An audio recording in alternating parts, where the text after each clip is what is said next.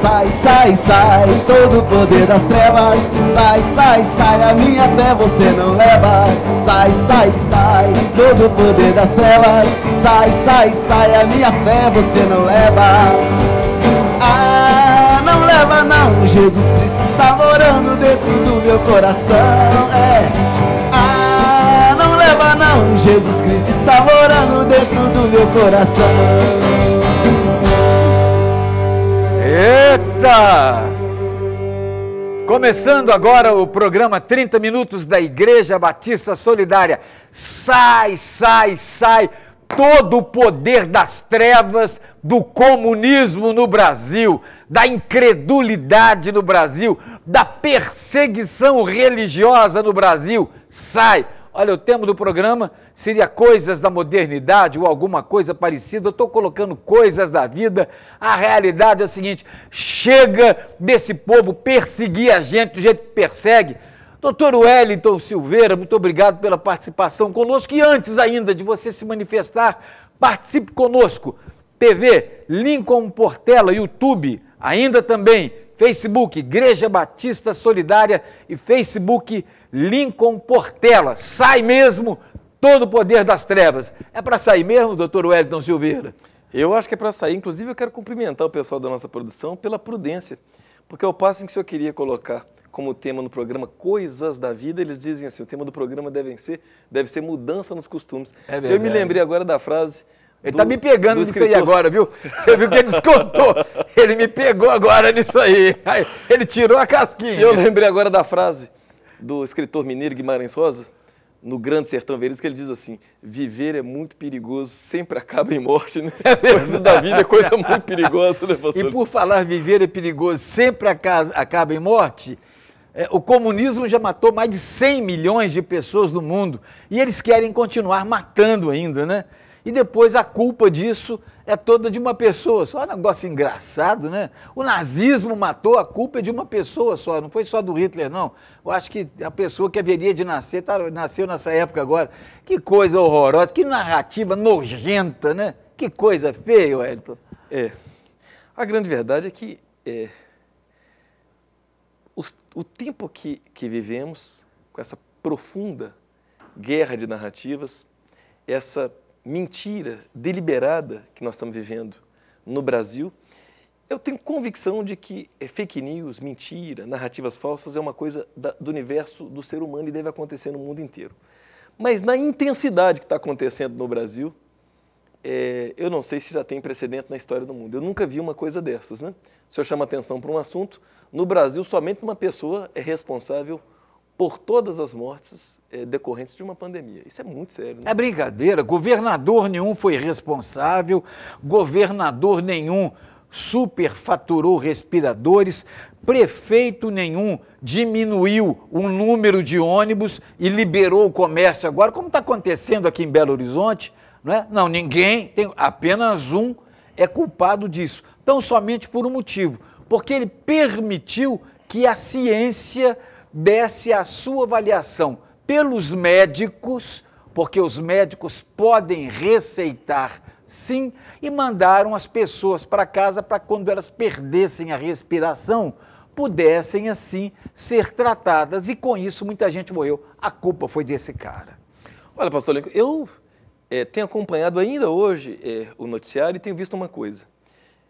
Por certo, no Brasil, o Brasil é o país do mundo que mais se politizou o assunto pandemia. No Brasil, o tema pandemia, ao passo em que outros países civilizados do mundo trataram o assunto com ações concretas de governo, se uniram em torno do problema para solucionar, para achar soluções conjuntas do problema. No Brasil, uma parte da classe política, mais especificamente uma determinada corrente ideológica, se uniu para destruir um presidente, né, para destruir um governo, para destabilizar um país, potencializou, por certo, essa tensão social com relação à pandemia. E agora o que eu percebo é o seguinte: a imprensa não quer que a pandemia acabe. Os números da pandemia são inequívocos, ou seja, a vida já pode voltar ao normal, obviamente com segurança, com responsabilidade, mas a vida já pode voltar ao normal. Nós temos uma massa de vacinados no Brasil que ultrapassa 70% da população com as 2 doses do imunizante, mas a imprensa insiste em tratar o assunto com certo terror, né? A expressão genocida, CPI para investigar aquilo. É como se o assunto não saísse da vida dos brasileiros, é como se alguém não quisesse que a vida dos brasileiros voltasse ao normal. É claro, olha, é muito bom termos aqui, aos nossos telespectadores, estamos aqui no nosso programa, hoje não teremos perguntas, estamos gravando o programa, mas uma coisa interessante é ter você, Wellington, que você é o equilíbrio. Eu, por exemplo, eu sou conhecido como articulador e negociador na área política. Tem hora que a gente perde um pouco a estribeira. Mas o que eu admiro na sua pessoa, doutor Wellington, é que Vossa Excelência nunca perde a estribeira, né? Sempre equilibrado, e quando a gente começa a ficar assim meio bravo com essas coisas que acontecem, com essas narrativas, um dia desse, você, que é um afrodescendente, é da raça negra, é preto de cor, meu genro, diga de passagem, que eu tenho uma netinha linda, colorida, a Pocahontas, como eu já falei aqui. Aconteceu um dia desses aqui, não sei se foi fake news ou não, porque eu já nem sei mais o que é fake news, que uma senhora disse que estava tendo preconceito num restaurante, porque naquele restaurante alguém, não sei se foi gozação, se foi verdade, que alguém colocou o feijão preto por baixo e o arroz branco por cima, que isso era racismo. Você está me gozando, né? Pelo amor de Deus, a que ponto que nós chegamos, né? Até 10 minutos atrás eu achei que eu já tinha visto quase tudo. Realmente, esse pessoal consegue ainda me surpreender, eles me surpreendem. É verdade que o Brasil tem um histórico ruim, um país que viveu tantos anos de escravidão, que deixa marcas na sociedade. Agora, outras coisas também incomodam as pessoas, sobretudo as pessoas que têm origem negra. É como se a agenda do racismo, a politização dessa agenda de racismo, não permitisse que as pessoas superassem esse momento trágico na história do Brasil para alçar patamares mais elevados de vida em sociedade, sabe? Quando você politiza um assunto desse, é como se os alemães politizassem o nazismo. Ninguém se orgulha disso. Entretanto, eles conseguem seguir adiante, né? Seguir adiante. E politizaram o nazismo. Politizaram o nazismo. Não, mas fala assim, nos dias de hoje. Nos dias de hoje. Você imagina se o povo judeu dissesse assim, existe uma dívida histórica conosco. Ou seja, essa dívida tem que ser paga de alguma maneira. Ou a gente esquecer essa dívida, obter o perdão dessa dívida para a gente seguir para frente. Por exemplo, por que no Brasil, durante o regime em que vigorou governos militares no Brasil, que alguns gostam de dizer que foi um período de ditadura, que eu, em certa medida, não penso que foi exatamente assim, mas quando se superou essa fase no Brasil, se buscou ter uma anistia geral e restrita. Justamente para quê? Para que as pessoas se perdoassem. Olha, vamos zerar isso aqui daqui para frente. Se perdoou os excessos cometidos de um lado e se perdoou os excessos cometidos do outro. A isso nós chamamos de anistia, uma anistia geral e restrita para a gente seguir para frente.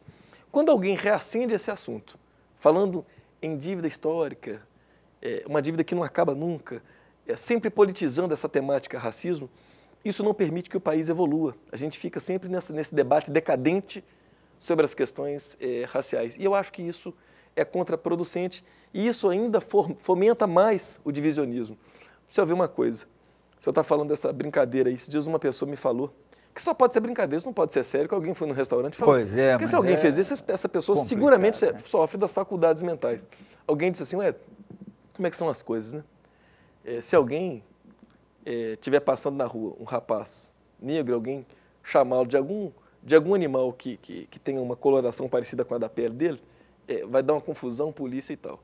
Se estiver passando um homem branco pela rua e alguém disser assim, ô urso polar, provavelmente ele nem vai achar que é com ele. Vai achar que é lindo. Não tem. Ele está me chamando de ursinho polar, coisa, de tão fofinho que eu sou. Você fica, exatamente. Você fica nessa coisa de massificar essa ideia de segregação e isso não vence. Eu acho que isso não ajuda. O que ajuda é a gente alcançar patamares de civilidade mais elevados e dizer assim, olha, vamos encerrar esse assunto, né? É verdade. E olha, essas coisas da modernidade, e essa modernidade aqui no Brasil também, tenta acabar com o cristianismo. Porque o cristianismo é uma grande barreira para esses que querem tomar o poder, que massacram as nossas crianças desde a escola, desde cedo, que massacram os nossos adolescentes, que os levam para determinadas iniciações. Vocês que são disso aí sabem muito bem quais tipos de iniciações que inclusive envolvem drogas. Agora nós, evangélicos, somos retrógrados, somos analfabetos, criamos porquinhos e galinhas dentro de casa, usamos a gravata aqui, somos todos analfabetos, somos todos ignorantes e nos chamam de ladrões, e nos chamam de fascistas, e nos chamam de nazistas, e nos chamam de racistas, lá na Câmara dos Deputados. Isso acontece lá, e lá pelo Senado Federal deve acontecer, eu ainda não vi não, mas na Câmara eu vi e tenho gravado. Agora, é um absurdo um negócio desse.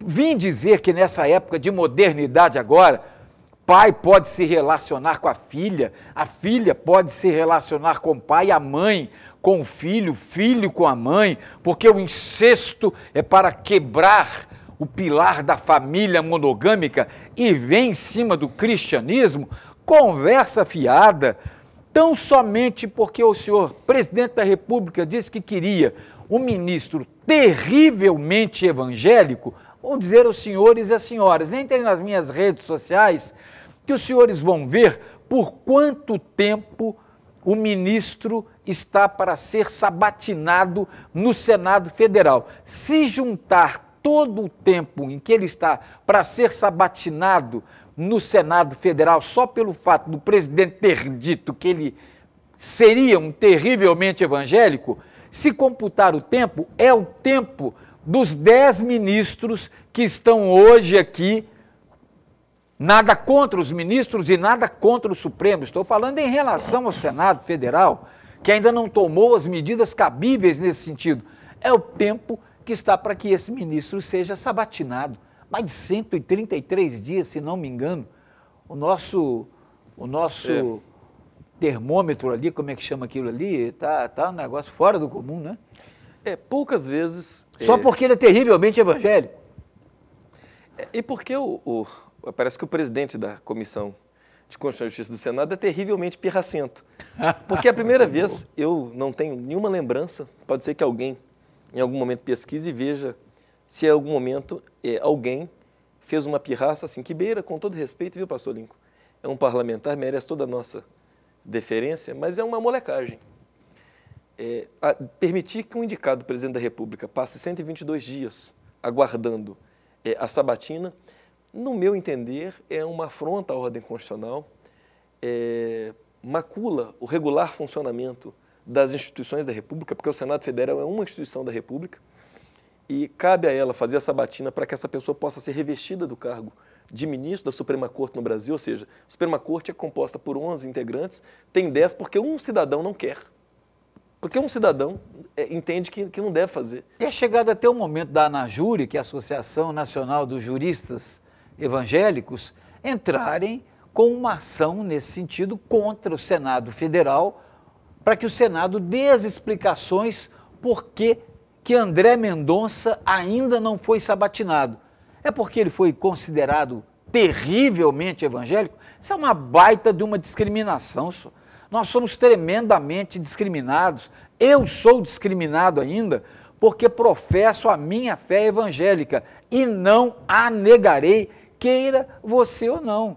Ora, coisas do mundo moderno é negar a fé. Agora, manda esse pessoal negar a fé lá nos países muçulmanos para ver o que acontece com eles. A assombração sabe para quem aparece muito bem. O senhor me permite fazer um apontamento? Alguns senadores da República chegaram a ajuizar ação no Supremo Tribunal Federal pedindo que o Senado fosse coagido a realizar a sabatina. Fosse levado, né? Coação jurídica. Coação jurídica. Pela ordem legal. O Supremo entende que essa é uma deliberação de caráter interno do Senado, que não cabe a interferência de um outro poder. Mas esse mesmo raciocínio não valeu para outras questões no Brasil. A Suprema Corte no Brasil não evocou esse mesmo entendimento para tratar de assuntos relacionados à pandemia, para tratar de assuntos relacionados à instalação de comissões parlamentares de inquérito no próprio Senado Ao Federal. orçamento da União, orçamento secreto. Mas se ele é secreto, ninguém devia saber, não é secreto? O orçamento é secreto. Eu estou na Câmara há 23 anos, eu nunca vi orçamento secreto. É um negócio complicado, tudo que eu mandei de orçamento até hoje está lá relacionado. Meu Deus do céu, secreto. O segredo desse pessoal, eles não estão dando conta de segurar, tá falando que tem um orçamento secreto. Brincadeira um negócio desse, né? São os tempos difíceis, né? Ô Márcio, a gente está falando aí em tempos difíceis, mas os tempos difíceis lá na roça parece que ainda não chegaram muito, não. Na roça a gente está mais tranquilo ainda, né? É claro que o evangelho na roça sofreu muita perseguição passada por causa de uma outra religião que mandava queimar as nossas Bíblias, que tocavam os pastores da cidade. De uma determinada cidade aqui, tem uma determinada cidade aqui em Minas Gerais, que faleceu um evangélico na década de 70. E quando esse evangélico foi ser enterrado, ele não pôde ser enterrado nesse cemitério, porque esse cemitério pertencia a uma outra religião. Precisou de haver ação jurídica, ação militar, ação, sei lá, sabe de onde, nem sei se tinha um Ministério Público naquela época ali ainda, para que ele fosse enterrado, e foi. Sabe o que eles fizeram? Fizeram um adendo. Não colocou no mesmo cemitério, fizeram um adendozinho ali, enterraram o sujeito, porque o sujeito era protestante. Dá para ser um negócio desse? Mas lá na roça o nosso povo ainda está continuando com fé, não está? É verdade. Solta a música do Bento aí, vamos lá. Tem muita fé lá na roça, vamos lá.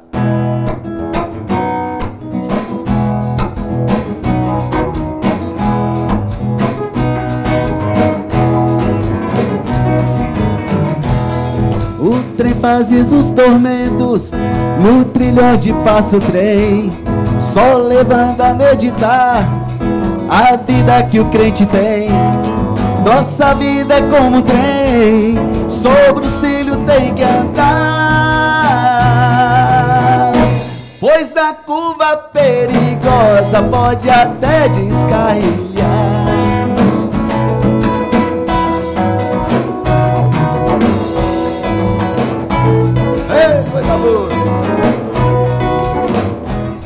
A televisão ligada, a novela e show também, faz irmão chegar na igreja só na hora do amém. Este crente mais parece com um velho e fraco trem,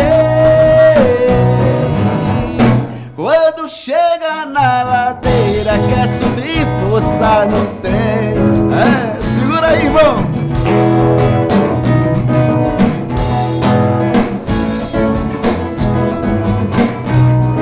Bem assim, ó.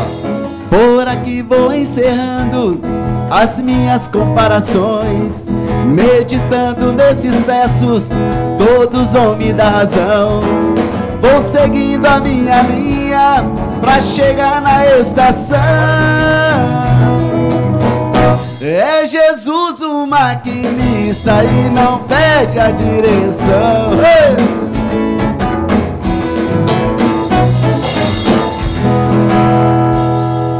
Eita! Coisa boa. Esse aí, Jesus é o maquinista. E ó, tem uma notícia para aquela turma do carnaval lá do Rio de Janeiro.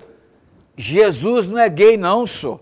E não é só para aquela turma não, aquele outro cara cabeludo que balançava a cabeça assim, Jesus é travesti sim. Não é não, moço, Jesus não é travesti não, nunca foi. Ele é Senhor. E um dia você dará contas diante desse Senhor. Espero que você se arrependa disso e dê sua vida ao Senhor. Não é a religião, mas é o Senhor, que você encontre paz. Não adianta você querer colocar também nos carnavais do Rio de Janeiro. Diga de passagem, estão liberando o carnaval de novo agora, como liberaram há 2 anos atrás, sabendo que a pandemia já estava no mundo, sabendo que a pandemia já estava no Brasil. Governador da Bahia, governador do Rio de Janeiro e outros disseram, não, vamos para o carnaval. Um determinado médico que chegou no outro programa por aí, de grande audiência numa televisão brasileira no domingo, não, pode ir para vontade para o carnaval. E foram e deram o que deram. Culpa do presidente. Eu tenho uma notícia muito boa para dar. nós estamos falando aqui da mentira, essa mentira que é disseminada fartamente, massivamente, insistentemente pela imprensa. Não sei se o senhor tem acompanhado, de ontem para hoje, não sei se já encerrou hoje, que as greves do Brasil estão durando muito pouco, não sei por quê. 300 jornalistas fizeram greve reivindicando reajuste salarial de alguns veículos de imprensa, de alguns dos maiores do Brasil. Isso já foi divulgado por alguns portais, obviamente por esses não. Valor Econômico, O Globo, Estadão, tem mais um que eu não me lembro o nome agora. E respeitamos esses jornais. Mas que o pessoal não respeito o que eles fazem, mas respeito mas disse que o sindicato está ameaçando. Falou, olha, se eles não resolverem essa questão salarial, os jornalistas da agora para frente vão publicar só a verdade. É verdade, é verdade.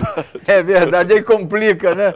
Aí complica. Agora, me desculpe, você quer que essas emissoras falem bem de um governo que não põe dinheiro para que eles funcionem? Para que essas emissoras funcionem? Ora, o governo federal não põe dinheiro para eles funcionarem. Você quer que eles falem bem desse governo? É claro que eles não vão falar. Sabe por quê? Porque o governo está usando esse dinheiro para fazer ferrovia, que o seu Fernando Henrique Cardoso acabou com elas todas. Ele destruiu as ferrovias brasileiras todas. E agora essas ferrovias estão sendo reconstruídas, né? Inclusive, para você ter uma ideia, o negócio é tão violento que lá no Rio de Janeiro, num determinado lugarejo lá, numa determinada comunidade, a prefeitura estava orçando uma ponte em quase 500 mil reais, a outra estava orçando essa ponte em 450 mil, aí o pessoal do tráfico foi lá e orçou por 350 mil e fez. Coisas modernas. E nós estamos vendo uma coisa agora também. Eu vou beber uma água, dá licença. Quem financiava a falsa prosperidade de um grande grupo de comunicação no Brasil, que produzia novela, que tem jornal impresso, que tem toda uma cadeia de comunicação, desde a televisão, a rádio e jornal impresso, e também revistas. Esse grupo está vivendo a maior decadência financeira da sua história, demitindo profissionais históricos dessa emissora, tirando da sua grade de programação programações já tradicionais, o que demonstra que quem financiava isso era a própria sociedade brasileira através dos orçamentos públicos que eram destinados como verba para comunicação. É claro que a retaliação vem na forma de uma contra-campanha, mas eu acho que vale a pena o Brasil passar por isso, porque o erário público sempre financiou a contracultura da produção de novelas, de vilipêndio ao povo cristão, de deboches, que o senhor disse algumas vezes aí. Os cristãos sempre eram vistos nessas novelas, nessas minisséries, como alguém com a gravata acima do umbigo, ridicularizando, alguém que não sabia se portar adequadamente, que tinha um padrão cultural aquém daquilo que é considerado aceitável. Eu vejo que a farra com o dinheiro público está chegando ao fim.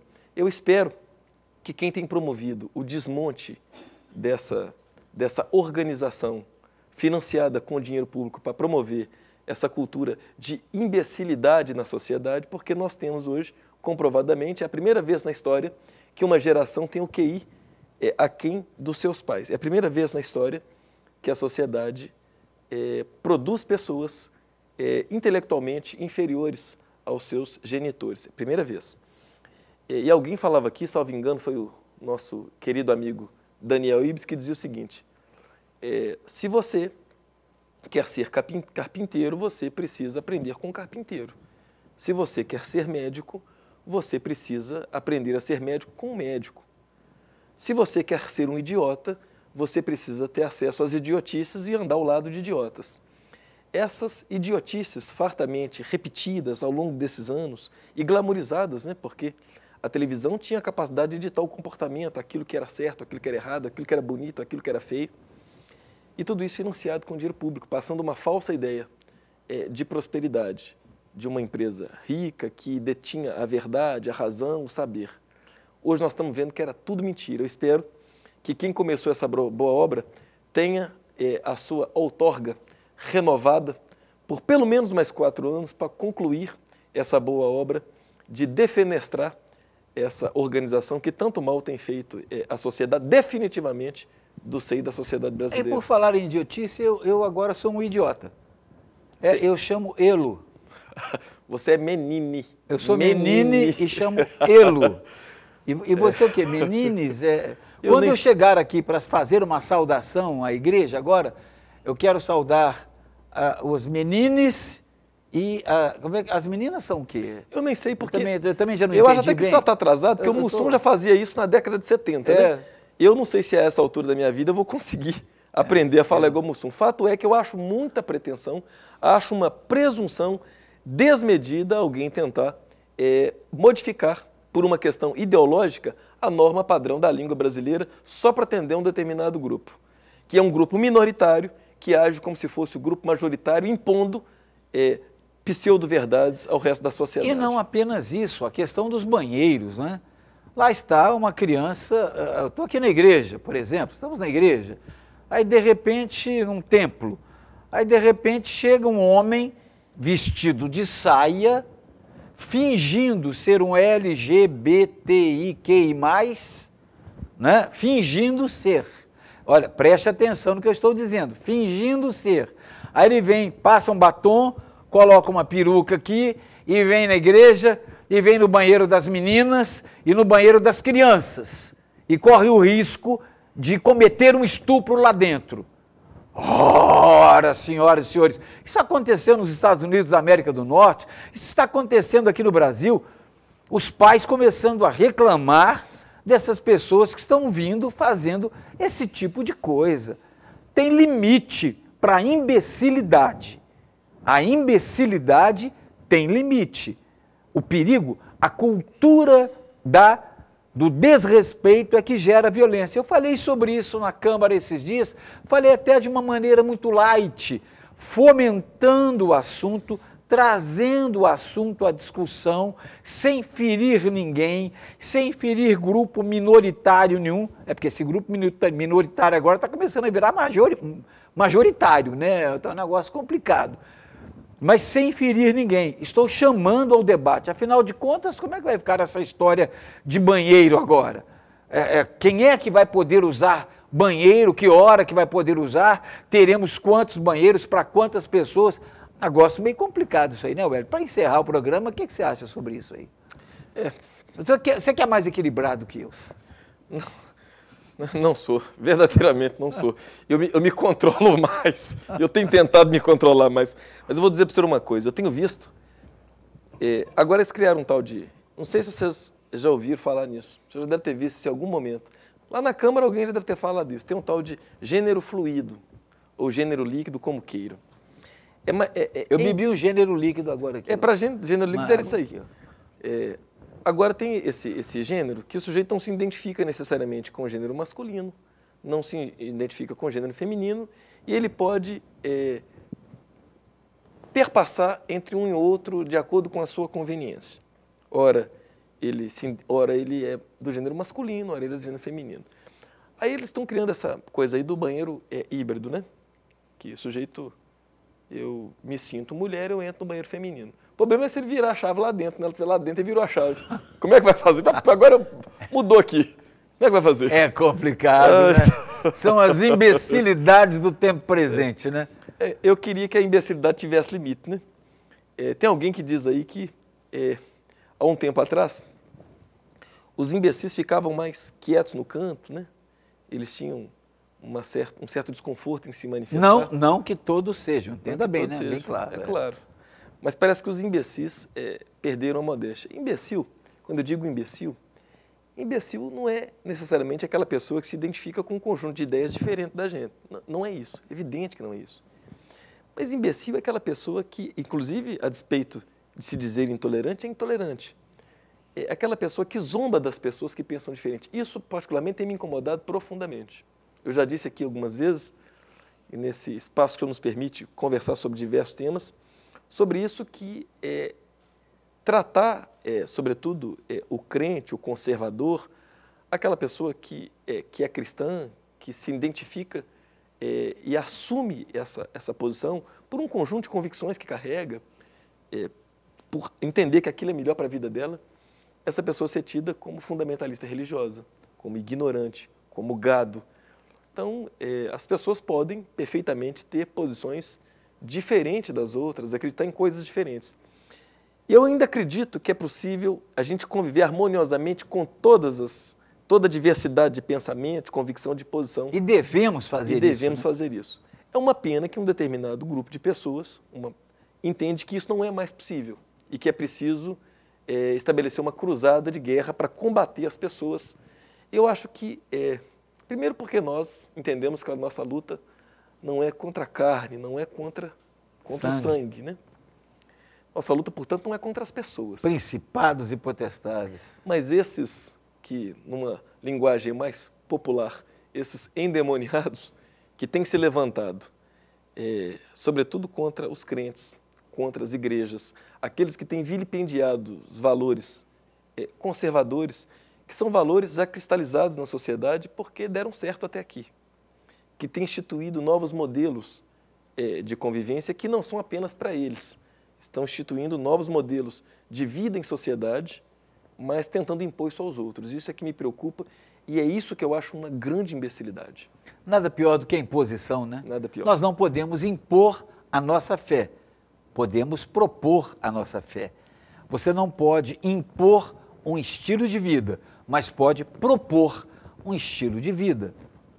Isso é democrático e a democracia deve ser respeitada. Doutor Wellington Silveira, muito obrigado por sua participação aqui no nosso 30 Minutos, num bate-papo mais descontraído, mais diferente, que deve ter deixado muita gente com a raiva. Eu quem agradeço. Agradeço mais essa oportunidade e também sem a pretensão de sermos donos da verdade, mesmo porque nós conhecemos a verdade porque ela nos liberta e a verdade para nós é Cristo Jesus. É verdade. Né? E se pois o Filho vos libertar, verdadeiramente sereis livres. A você que participou do nosso programa, muito obrigado. Querendo Deus, estaremos aqui na próxima semana. Grande abraço, até lá. Banda, meia hora. Vamos embora com fé.